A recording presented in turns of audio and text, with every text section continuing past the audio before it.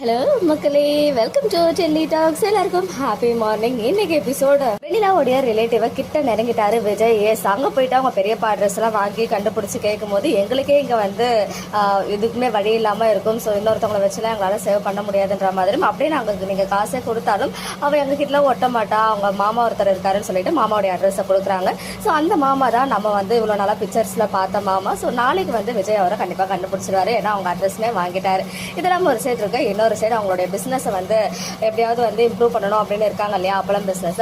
அதனால அவங்க வைக்கிற ஒரு எக்ஸிபிஷன்ல அப்பளம் ஸ்டால் வந்து வைக்கலாம் அப்படின்னு சொல்லிட்டு காவேரி ஐடியா கொடுக்குறாங்க. அதுக்காக குமரன் வந்து நிவின் கிட்டயுமே ஹெல்ப் கேட்கிறாரு. பட் நிவின் கிட்ட கேட்கும்போது நிவின் வந்து அப்பயுமே காவேரி என்ன தனியா போயிருக்காரா, நீங்க கூட போக வேண்டியதானே அப்படின்னு குமரன் கிட்ட சொல்ல, அதுக்கு யமுனா ஒன் செகண்ட் ஒரு பெரிய பிரச்சனை பண்றாங்க. ஏன் எப்ப பாரு உங்களுக்கு காவேரி அவ்வளவு முக்கியமா போயிட்டா அப்படின்னு சொல்லி, அதாவது என்னை விட காவேரி தான் முக்கியம் அப்படின்ற மாதிரி மறுபடியும் சண்டை எடுக்கிறாங்க. ஸோ இதுமே இது மாதிரி யூஸ்வலா வந்து அடிக்கடி நடக்க போகுது அப்படின்றது நமக்குமே தெரிஞ்சிருச்சு. பிகாஸ் நடுவில் வந்து சில அழகான எப்படி சொல்றது ஒரு இம்ப்ரூவ்மெண்ட் காமிச்சிருந்தாங்க. அவங்களுடைய லவ் ஸ்டோரி வந்து கொஞ்சம் இம்ப்ரூவ் ஆகிற மாதிரி. பட் இப்போ ஒன் செகண்ட் அது எப்படி எங்க ஸ்டார்ட் ஆச்சோ அதே இடத்துக்கே வந்து நிற்கிற மாதிரி ஒரு ஃபீல் இருந்தது. கொஞ்சம் பிடிக்காம இருந்துச்சு.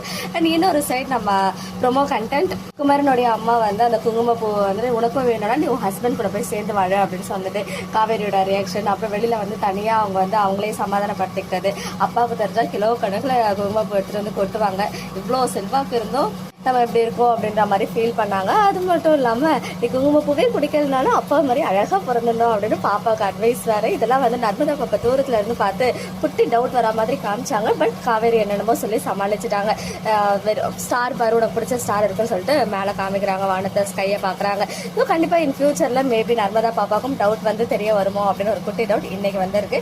அண்ட் அதை தொடர்ந்து நாளைக்கு எபிசோடோட ப்ரிவியூ அந்த எல்லோ கலர் காஸ்டியூம். விஜய் வந்து ஹாப்பியாக கால் பண்ணி காவேரி கிட்ட சொல்கிறாரு, நான் வெண்ணிலாவுடைய ரிலேட்டிவா நெருங்கிட்டேன், அதுக்கு தானே நான் எதிர்பார்த்தேன்னு சொல்லி.